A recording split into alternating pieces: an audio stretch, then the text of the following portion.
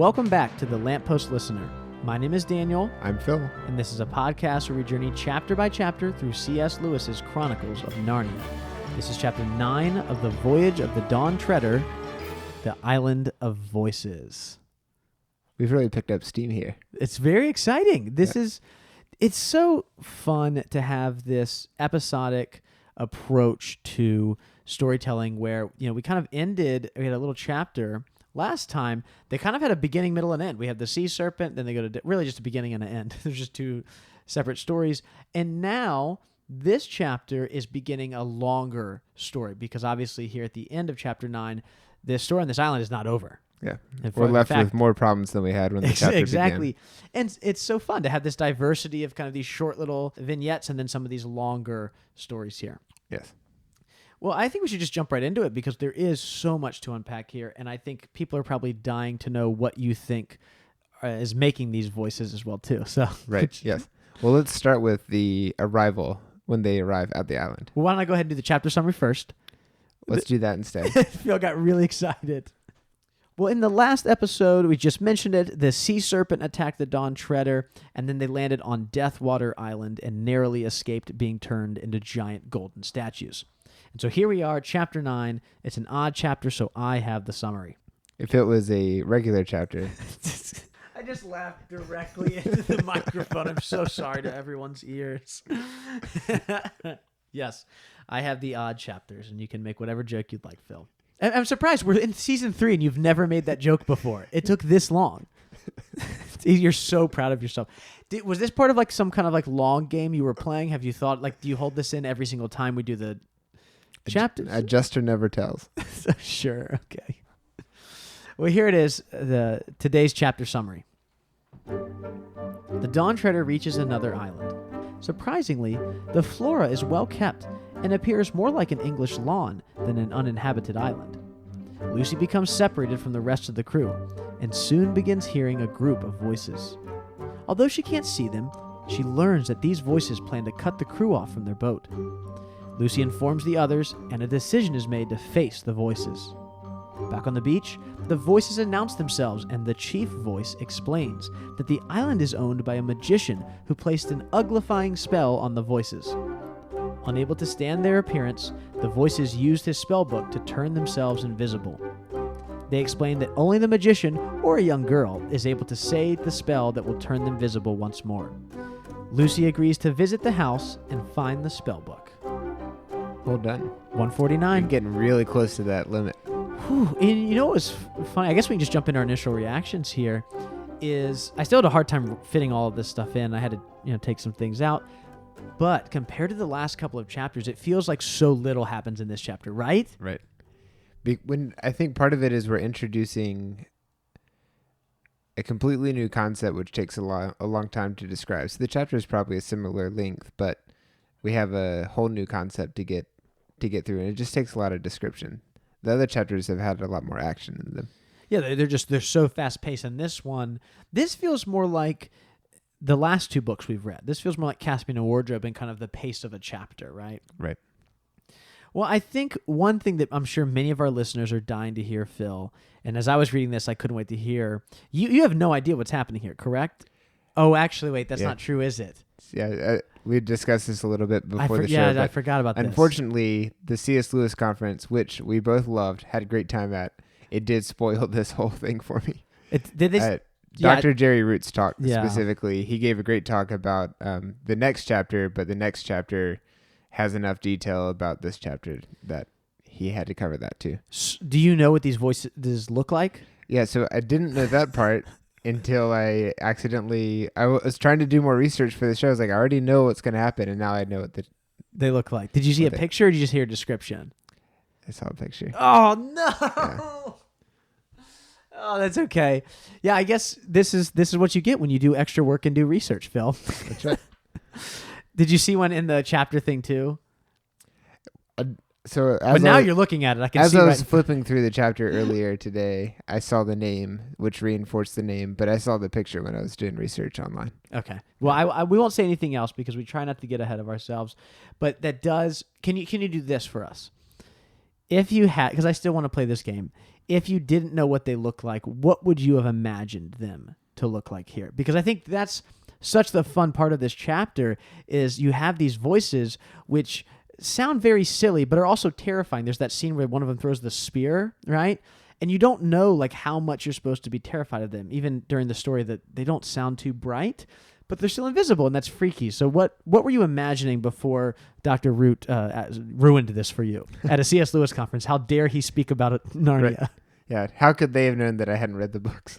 Yeah. Which you don't. Do you think you were the only person there who hadn't read Narnia? Oh, no. I think there were a lot of people there who go to every conference Put in on the area. in Montreat. Okay, And that they makes may sense. not have read a single C.S. Lewis book. They're just like, this is just the conference. I want to be here. Cool. Right. All right, but what did you think they looked like? I was picturing what are the creatures in the Lord of the Rings that are created, and they like pull the stuff off of them. You like Uruk-hai? Yeah. Oh, like the that's what I was Saruman makes and picturing, stuff. but Ooh, so like really more of a Anglo-Saxon skin tone. okay. Yeah. So these very interesting. So that they have been kind of slimy and Not slimy, just kind of that where it looks like one eye got poked out. yeah. Okay. So kind of orcs or more like Uruk-hai, because those are the ones that are create. We're not going to get into all this. I know you're not. All right. Wait. How far are you? Just as an update, and just as an aside. I have just crossed page 300. I have no idea what that means. What's happening in the Lord of the Rings? I know you've been reading it this last season. I just learned that Legolas can run on snow. So on they powdery are snow because he's so light on his feet. Yeah, so you're right there as they're going. What's the name of that mountain? Caradhras? Is that the mountain that they're trying to cross? Sounds right. Have they decided to go to Moria yet, or no? Is that not happening Whoa, you can't say yet? stuff like that. You've seen the movies with me, so Dr. don't Jerry even- Root over here. We got to get back to Narnia. Yeah, we gotta get back to. But I'm glad you're enjoying the book. I think Yep. maybe we'll do like a special dancing lawn episode with your thoughts on. Oh, it that once could you're be done. fun. That could Yeah. be really fun. Yeah. All right, so back to this though. That was your. I wanted to hear that, but do you have any other takeaways from this chapter before we jump into the read through?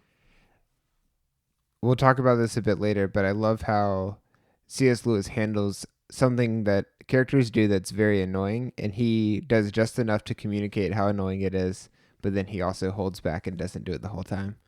And when we'll have a really long story that we're going to read that part of, and I love how he does that. Mm-hmm.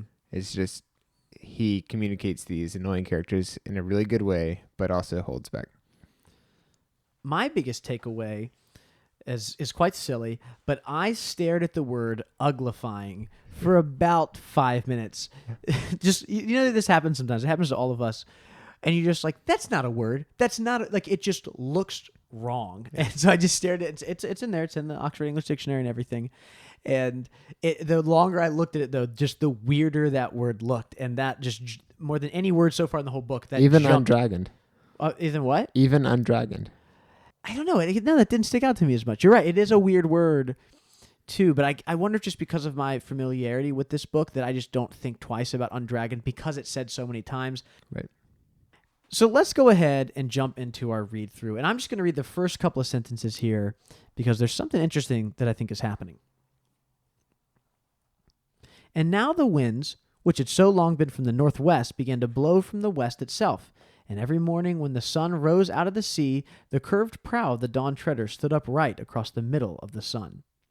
Some thought that the sun looked larger than it looked from Narnia, but others disagreed. And then Lewis just goes on. He describes a little bit of the stores running low right on the ship, and then they finally do find this island. Did this stick out to you before I say this thing I want to mention? The part about them running out of food made it feel pretty real. That part stood out to me. The sun part did not. What did it trigger for you? Well, the sun part would not have stood out to me unless I'd already read the end of this book. So I when we first started the show, 2 years ago, I went back and I reread all of the books. And ones like this, like Dawn You read Treader, all 7? I didn't read Horse's Boy. Sorry, you're right. I didn't read Horse's Boy, but I reread all of them, and a couple. No. I just said it again. I never speak in absolutes. I don't mean to do that. I went back and I read 6 of them, and a couple like the Dawn Treader I had never read as an adult. I read it a couple of times as a kid. I've seen the movie. I've seen the BBC version, but I hadn't read the book since I was maybe 11, maybe 10. I don't know exactly. And when I got to the end of the book, I just realized, wow, the sun has a big role. That's all I'll say. And I had never noticed that before. So then in reading through this, while also being familiar with Michael Ward's Planet Narnia and his theory about the Narnian Code, the sun has really stuck out to me. And I'm sure, Phil, you could probably guess that the sun is supposed to be the medieval body, the heavenly body for this book. Have we even mentioned this yet? I don't think No. I've mentioned it yet. Yeah, this is all new to me. Pop quiz, do you remember what the last two books were? Not the titles. I know you know the titles of the books. It's like, man, softball question to warm up. Was it one of them Jupiter? Which one? Prince Caspian? No, that's not right. Then no. Wardrobe is Prince Caspian. Okay, so we're both at -1 point. That's right. Let's see. But you have -3 for lying. While reading all the books. So Jupiter is the Lion, the Witch, and the Wardrobe. And I Okay. don't think we mentioned this because I don't think we were talking about Planet Narnia in the first season. Maybe we could go back and do that one day. We'll go back and talk about that. So here's real quick the issue with the Narnian Code that I Because you're not a believer. no, I got the book out. I was so excited to read it, and things got spoiled so quickly in Oh, the that's first few true, yeah. pages. I just put it back, and now you have a copy, and you're bringing all this great content, which is awesome. But my It's role really is my Michael role is Ward. still to Sure, yeah. not know stuff. No, I know. So, and then remember, Caspian was Mars because of all the martial imagery and the war stuff. Yes, bringer of war. Yeah, exactly. So this one, Dawn Treader, is supposed to be the sun. And unfortunately, again, is the more that I read through some of Ward's stuff, there's really not much to talk about here. This is one of the first instances that we get mention of it. But I did want to go ahead and just quote Michael Ward for a second, just so we can kind of start playing this in the back of our minds. For any listeners who are reading along at home, if they're reading ahead or anything, and they're not familiar with this, be looking for the sun.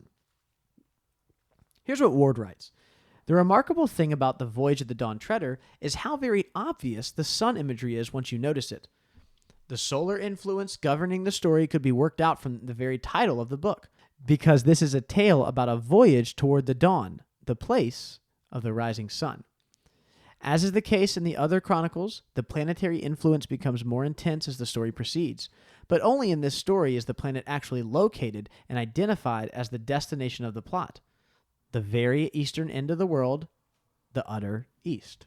So the more we start thinking about that, and So that would explain why they are noticing it getting larger, the sun getting larger. potentially, I do think that is why Lewis kind of brings it up as an aside here. Yeah. He just is putting a little hint of it so that later it'll make sense. And so just following in his footsteps, that is all I am trying to do, is just put this out there. If listeners are not familiar, and for you too, let's be looking at solar imagery throughout the rest of this book. Yeah. All right? Cool. All right, let's move on. Phil, tell us about this island that they land on. The first thing that stood out to me was how well manicured the lawn appeared to be. It almost felt like a taste of home for them, not for me. I was going to say, I mean, the lawn that I had growing up was pretty well taken care of, but it wasn't what I've seen in movies that are set in England. yeah. Yeah. It's so weird. It feels anachronistic in a way, just because. Like when you want to overthrow the government? Yes, you're right. The I can't even go on. Oh goodness. How you say anarchy. All right, we gotta stay on. We gotta stay on. Stay on target. Stay on target. Does it get us off target if I quote Star Wars or no? I was going to say, like, I want so bad to just talk about Star Wars more. No. That's not what we're here for. Why are they red? They just painted stormtroopers red. Don't do that. No. We are not opening the can of worms. No. So let's get back to this. So they get there. Lucy and the rest, and Caspian, Eustace, Edmund, all Reepicheep, they're all there. And they go and they see, it's almost like this little path that's really, really well groomed. There's these kind of trees that look as if they must have been planted, right? And there's a really great illustration, which I'll put in the show description. And it's one of my favorite illustrations that Pauline Baines has done, maybe this whole time so far. It just stands out because it looks so non-Narnian, right? It looks so completely non-Narnian. Say that 3 times fast. And that's what's so fun about it. You look at it, and this looks like it would fit in just any kind of children's book about England from the 1950s. I have it here in color too, which just looks beautiful. And Lucy's kind of falling behind in the road, and the house is kind of almost shrouded in darkness a little bit in the back, and it's a little frightening, not in a scary, dark way, but just in a more like curious way. On my Kindle, I have to zoom in really closely to be able to make out the house. And I'm sure on like the page of a book, it's kind of hard to see what's happening there. Yeah. It's a great illustration. So hopefully I can get a copy of it and put it in the show description. So Lucy falls behind here. She falls behind the rest of the group. And I think at this point, most of us can figure out as readers, this is going to be her story, right? Yes. Which is great because we've been asking ourselves, why is Lucy here? And as Lucy is there, I think she's tying her shoe, right? Yeah, she has a pebble in her shoe, and then it takes a little longer than usual because her laces are tied in a knot that she has to work out.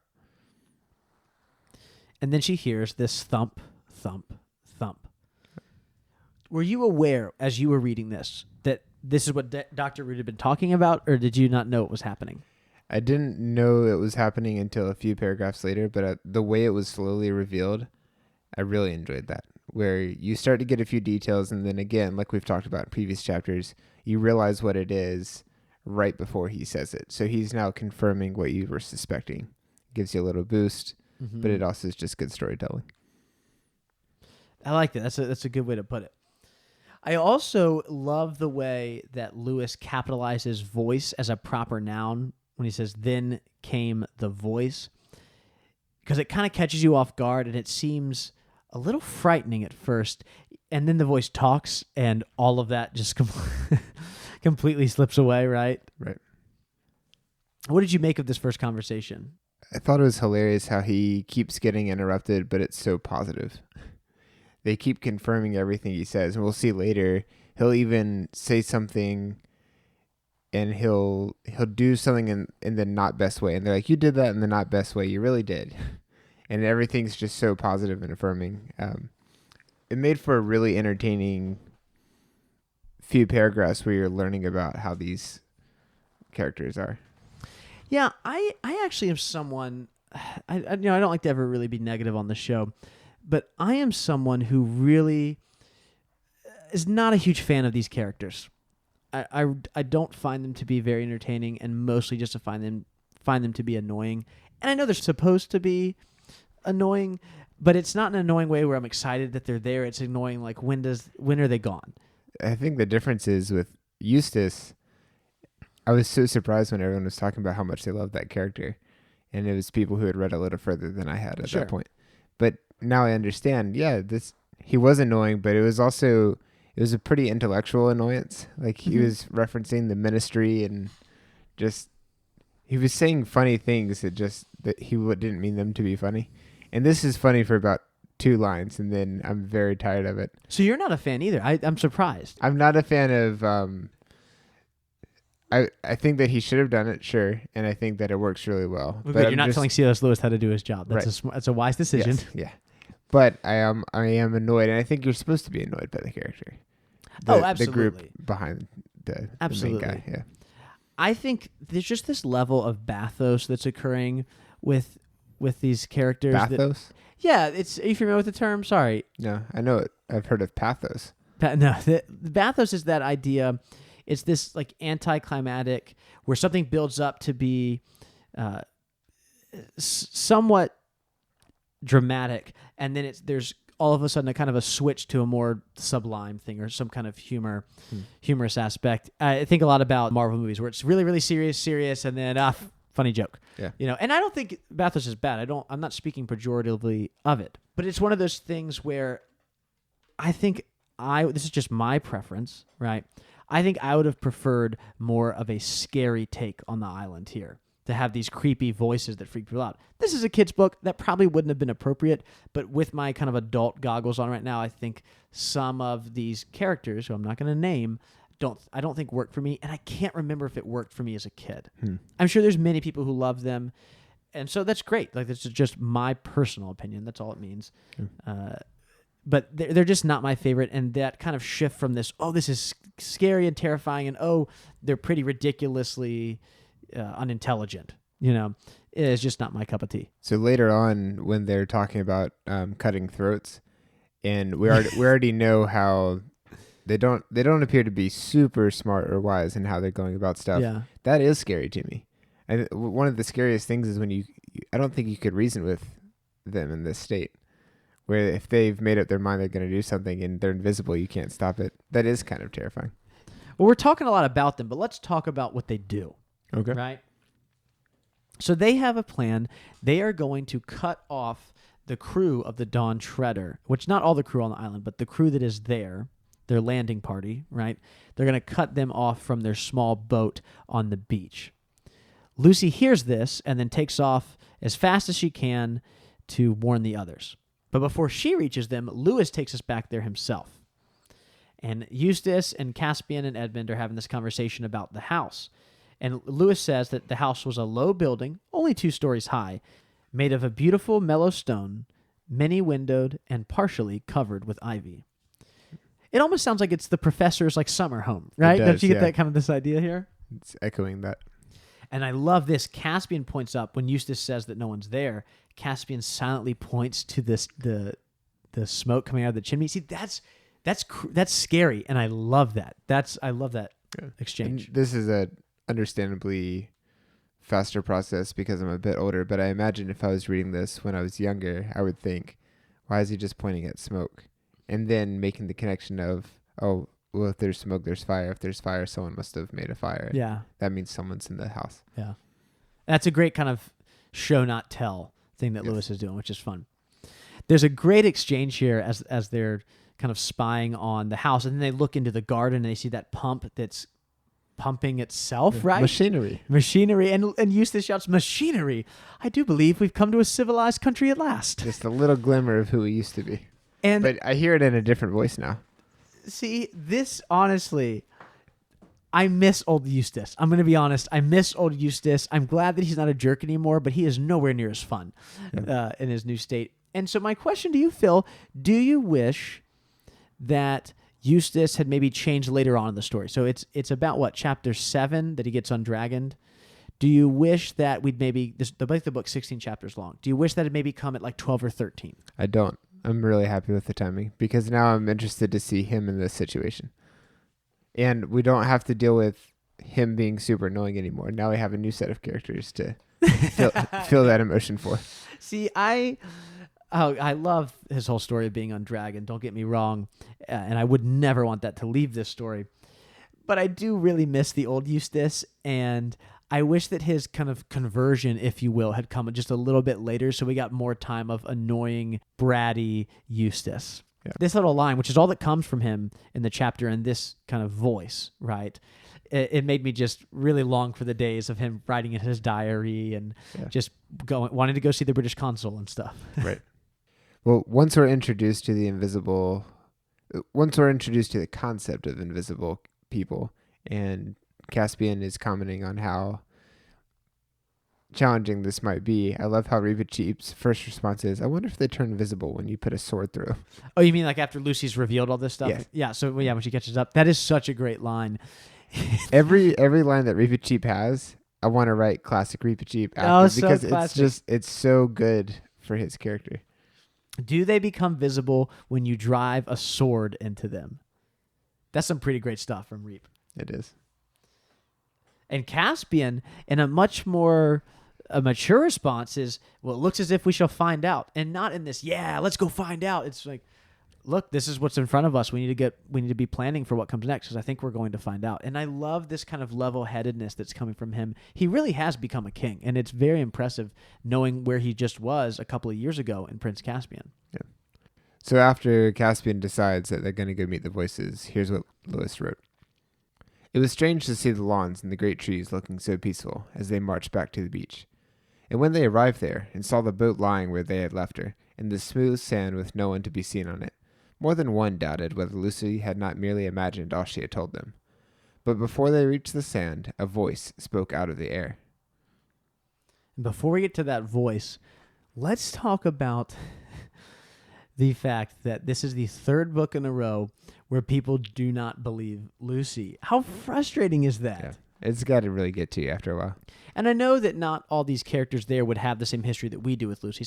It's not as if they know that back in England in the 40s, her brother and sister didn't believe her when she said she went to Narnia for the first time. They don't know that, but that was a huge part of The Lion, the Witch, and the Wardrobe.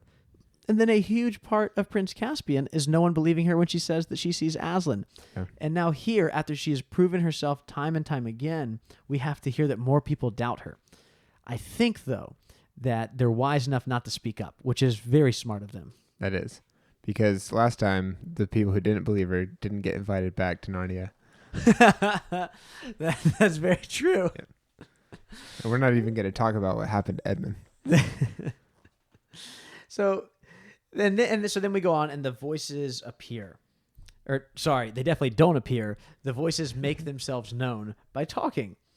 And there's a chief voice, and then a bunch of voices that pretty much just congratulate him on whatever he said, even if it's bad. A whole bunch of yes men. Exactly. Well, or women, we're not sure. They're invisible. That's right. And this is kind of funny. Again, I was kind of, ragging on it a little bit, and I still am not a huge fan of this, but it is funny to hear the Narnians' response to these creatures. Like Reap saying, I do not see these 50 warriors. And I can't help but wonder if he is playing them or if he's being serious. Like, no, wait, where are they? I want to stab them. Where are those 50 people? Yeah, he's just observing. He goes, I do not see these. I'm also interested. So they all claim to be holding weapons. They say, we've got to talk with you first. There's 50 of us and more here with weapons in our fists. And I wonder if you give the weapon a little toss and let go, like would 50 weapons appear? That'd be kind of fun. Oh, yeah, that would be cool. I'm sure that the special effects for the invisible people were a little easier to achieve in the movie, at least at first. I think it cost millions of dollars because they actually had everybody get into the costumes for these characters, and then they CGI'd all of them out. Yeah, that's the way you do it, right? Yeah, that's what they did in Harry Potter with the invisibility cloak, right? Yeah, they're like, everybody get under this. You think it'd be the cheapest effect? It's the most expensive. No, it's very expensive. Yeah, it's a lot of using the eraser tool. Now, let me ask you a question. I know that you don't read a ton of fantasy. They use a green screen. I guess I don't know the rules of invisibility, and obviously it's different for all different kinds of worlds and stuff. I assume that when I think of invisibility in my head, if you're holding on to something, it's not invisible, right? That's how I imagine it. Right. So except clothes. Clothes are always invisible on you, and it's just in my head. I wonder if it's a proximity thing. Like if you get just close enough, something else gets invisible. Yeah, like if it's really close to the skin. Oh, interesting. Yeah. Huh. We know that other stuff isn't it. So the invisibility cloak in Harry Potter made sense because it's covering. Whatever it covers, it's invisible, yes. Invisible. But if the cloak trails a little bit on the floor, that part of the floor isn't invisible. Yeah, and that's actually in the books because as the kids get taller, a lot of times they have to crouch down because if they're up too high, their ankles would be showing. Right. I'm also curious, so if they're holding weapons and those don't show up, if they all go up and touch a tree, does the tree disappear? If enough of them touch the tree, does it disappear? Think about that. Yeah. Well, we know that the sand beneath their feet doesn't disappear, that their feet are touching because it makes footprints, and Lucy can see the ground kind of stirring up as they walked on that path earlier. Yeah. I think if we deconstruct it falls apart. So we're gonna have to chalk this one up to magic. Yeah, it's magic. Magic, we're done. Everything works out perfectly. Yep. We just don't understand all the magic. So we find out what they want, and what do the voices want? They need Lucy's help with something, specifically because she is a little girl, and we'll find out why in a second here. And Reepicheep speaks up after she's caught a little girl, and he's that lady is a queen. Yes. I love his defense of her. Yeah. And then we get what can only be described, and is described by the chief voice as a long story. And I'm going to read that long story. Well, first of all, he says, we should all sit down. Or should we all sit down? Yes. And all the other voices agree, and they all sit down, and all the Narnians remain standing, which is just the best little detail right before this really long story starts. And I love this because what it really means, as Lewis writes this, if you were watching this as a scene, no movement happens. Yeah. Right? The Narnians stay still, and This the works so voices much sit better down when who you're are invisible. envisioning invisible people. Exactly. Because I think you're still picturing people for some reason. I'm not sure why. Even though I'm not. You are. Really? You're yeah, not? No, I picture it that you can't see anything. I guess I'm a little too far ahead because I know what happens in the next chapter. Yeah. Darn it. That's okay. All right, so now I'm going to jump into this long story that the chief voice gives. Here's what he says. It's like this. This island has been the property of a great magician time out of mind, and we are all, or perhaps in a manner of speaking, I might say we were, his servants. Well, to cut a long story short, this magician that I was speaking about, he told us to do something we didn't like. And why not? Because we didn't want to. Well, then, this same magician, he fell into a great rage, for I ought to tell you he owned the island, and he wasn't used to being crossed. He was terribly downright, you know. But, let me see, where am I? Oh, yes, the magician, then, he goes upstairs, for you must know he kept all the magic things up there, and we all live down below. And I say he goes upstairs and he puts a spell on us, an uglifying spell. If you saw us now, which in my opinion you may thank your stars you can't, you wouldn't believe what we looked like before we were uglified. You wouldn't, really. So there we all were, so ugly we couldn't bear to look at one another. So then, what did we do? Well, I'll tell you what we did. This is a great place to pause just because there's so much in this story. Lewis is simultaneously communicating what happened to them, but also telling a lot about this character.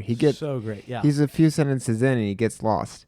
And he has to figure out where he was and say, oh, yes, right, this is where I was. We did this and this and this. And he keeps talking about the magician. We're learning more about him. We're also learning about how they felt about looking uglified. And I'm impressed with how much is in such a small amount of exposition here. There's something exhausting about not having a break. No, yeah, exactly. Every few lines, yeah. There's a reason we put things in paragraphs. Yes, very, very true. So let me jump right back in here. Well, I'll tell you what we did. We waited till we thought this same magician would be asleep in the afternoon, and we creep upstairs and go to his magic book, as bold as brass, to see if we can do anything about this uglification. But we were all of a sweat and a tremble, so I won't deceive you. But believe me or believe me not, I do assure you that we couldn't find anything in the way of a spell for taking off the ugliness. And what with time getting on and being afraid that the old gentleman might wake up any minute, I was all of a muck sweat, so I won't deceive you. Well, to cut a long story short, whether we did right or whether we did wrong, in the end we see a spell for making people invisible. And we thought we'd rather be invisible than go on being as ugly as all that. And why? Because we'd like it better. So my little girl, who's just about your little girl's age, and a sweet child she was before she was uglified, though now, but least said soonest mended, I say my little girl, she says the spell, for it's got to be a little girl or else the magician himself, if you see my meaning, for otherwise it won't work. And why not?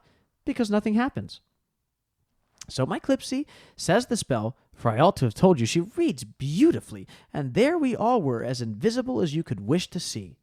And I do assure you it was a relief not to see one another's faces. At first, anyway. But the long and the short of it is we're mortal tired of being invisible, and there's another thing. We never reckoned on this magician, the one I was telling you about before, going invisible too, but we haven't ever seen him since. So we don't know if he's dead, or gone away, or whether he's just sitting upstairs being invisible, and perhaps coming down and being invisible there.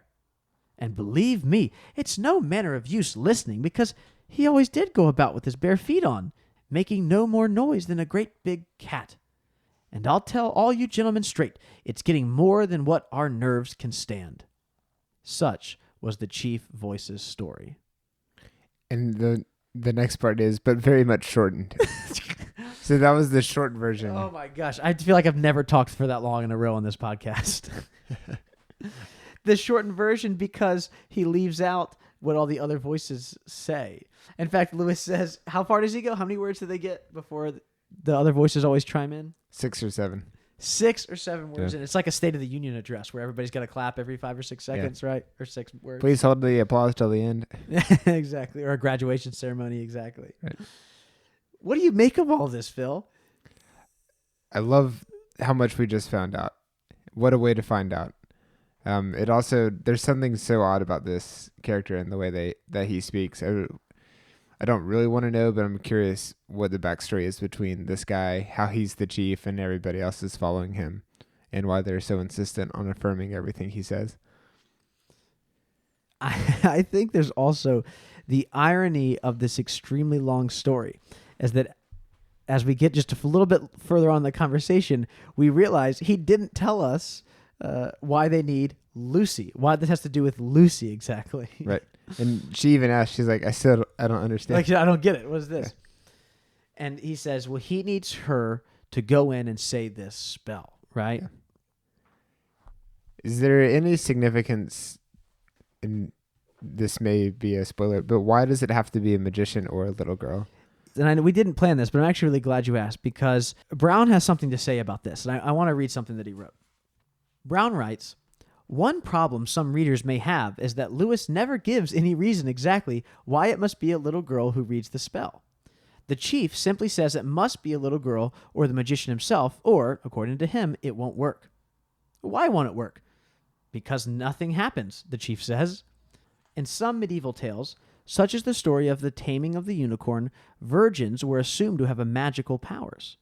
Perhaps in having two young girls, Clipsy and Lucy, read the spells, Lewis is echoing this tradition.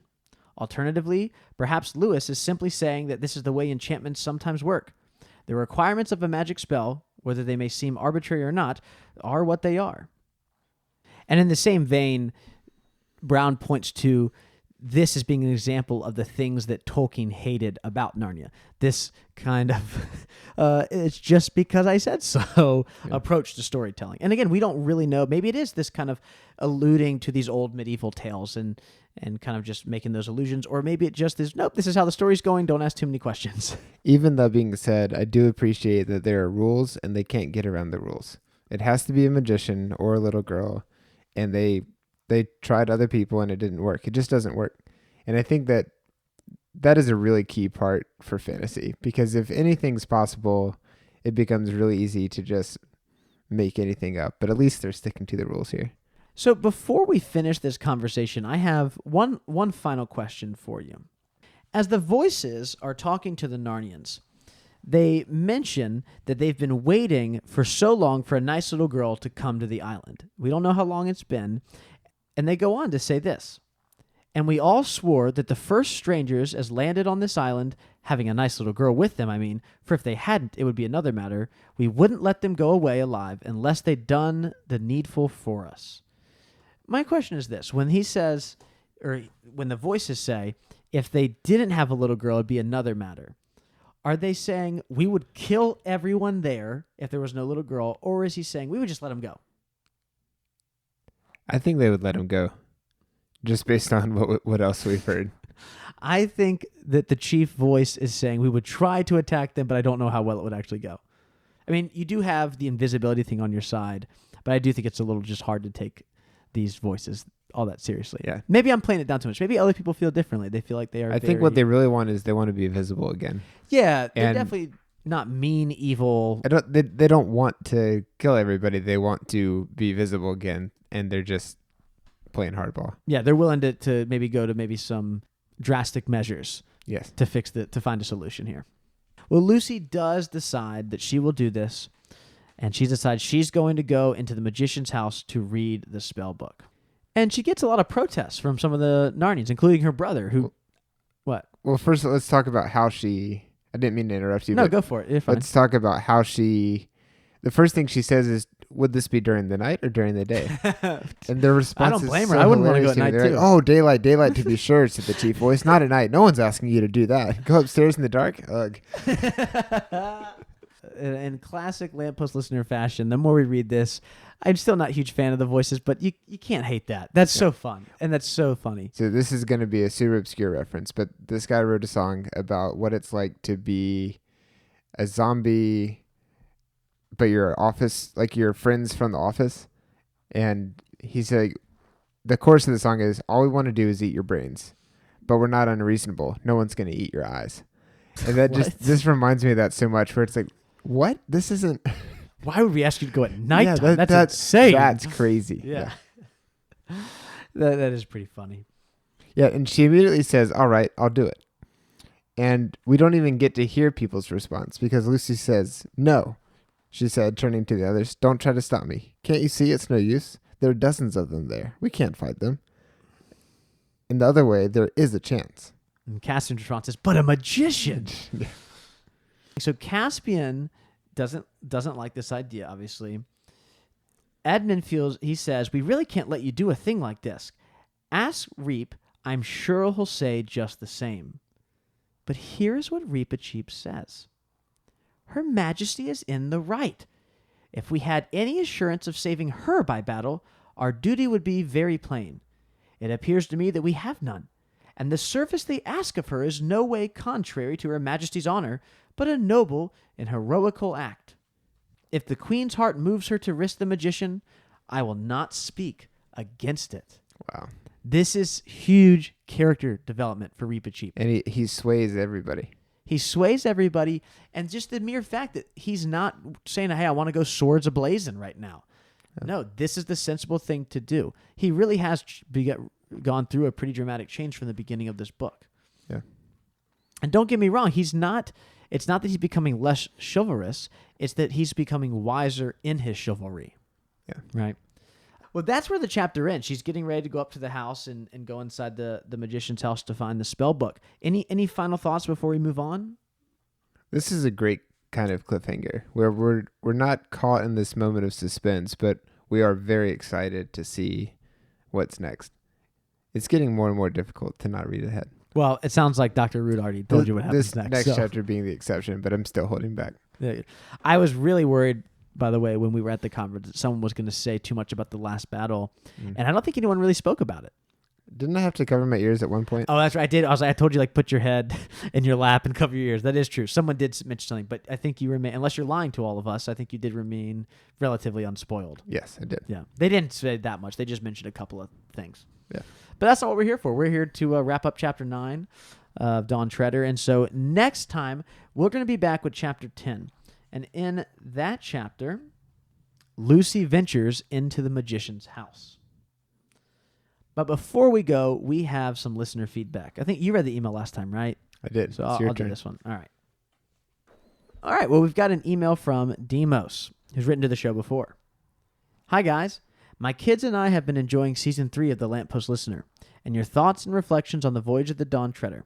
Definitely one of our favorites. I've even printed a photo of the painting from the movie onto canvas for one of my daughters. Just as an aside, that's awesome. That is. What a great idea. Yeah. We just finished listening to your episode on Chapter 7, and I wanted to share a couple of things.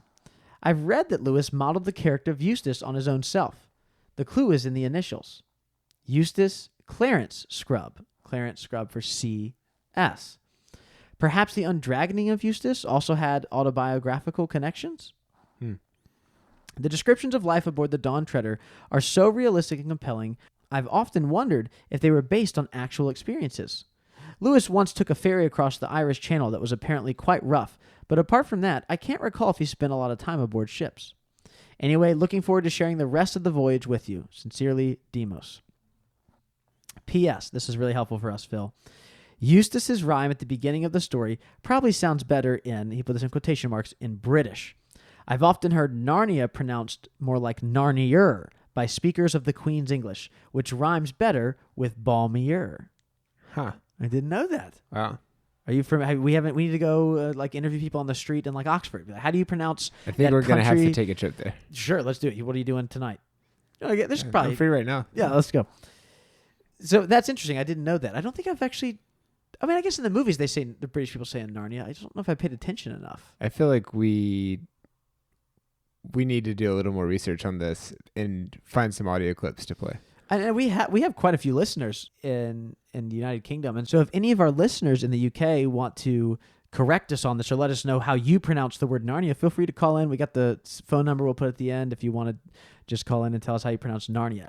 I do have a friend who has spent some time in other countries say Narnia, but I'm not sure if he's messing with me or not. He might just be teasing you. I don't know. Yeah, that's interesting. Let's go back to this. We also skipped over this too. Speaking of the British Isles, he mentioned Lewis taking the ferry across the Irish Channel. This is the only thing that I've read so far about Lewis and ships. I did also read this in a book before we started the season. In one of the books that I read, I did read to back up what Demos is saying, that he spent a little bit of time going across the Irish Channel between Belfast and Britain, and so I'm sure that a lot of things he could pull from that. I don't know if he spent much more time on ships. Do you know any of this? I don't. I know you can't do research because you might get spoiled on what the voices look like. This is something we all should dig into. This is, as Narnia novice, this is what happens. People can send us really great emails. So I'm like, maybe, I don't know. But I love this. Demos mentions this undragging of Eustace having autobiographical connections.